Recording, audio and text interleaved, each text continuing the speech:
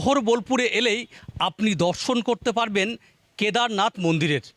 বোলপুরের মকরমপুর, যেটি বোলপুর থেকে লাভপুর যাওয়ার রোডে, এই মকরমপুরে কেদারনাথ মন্দির হুবহু একেবারেই কপি গড়ে উঠেছে, সেটা কিন্তু বলা যেতে পারে। এবং এই কেদারনাথ মন্দির দর্শন করতে ইতিমধ্যেই বোলপুর তো বটেই, বোলপুর বীরভূমের বিস্তীর্ণ অঞ্চল এমনকি প্রতিবেশী জেলার মানুষ এই কেদারনাথ মন্দির দর্শন করতে কিন্তু আসছেন। খুব স্বাভাবিকভাবেই বছর দেড়েক ধরে এই মন্দির গড়ার কাজ হয়েছে, অবশেষে সেই মন্দির সম্পূর্ণ হয়েছে। সমস্ত শ্রেণীর মানুষের সহযোগিতা নিয়ে কেদারনাথ মন্দির বোলপুরে নির্মাণ করা গেছে।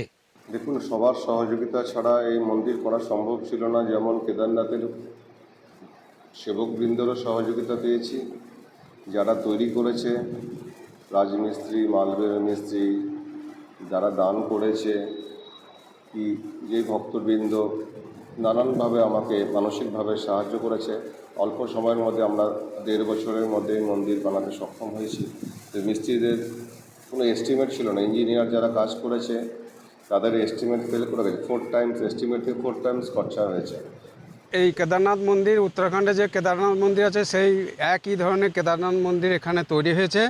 এই কেদারনাথ মন্দির দেখতে খুবই সুন্দর লাগছে। বাইরে থেকে বহু দর্শনার্থী প্রতিদিন আসছেন এবং দর্শন করে যাচ্ছেন। আমিও এখানে দর্শন করতে এসেছিলাম, খুব সুন্দর লাগলো। আমরা কারো কাছে কালেকশনের জন্য যাইনি, কারো কাছে টাকা হাত পাতিনি। ঠিক ভগবান যেমন যেমন দরকার টাকা জুগিয়েছে, মন্দিরের কাজ হয়েছে। এবং এই বছরে একটাই দিন ছিল 26শে আষাঢ়, শিব মন্দির প্রতিষ্ঠা।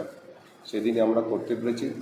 আমার শহর বোলপুর থেকে মনা বীরবংশী, কলকাতা টিভি।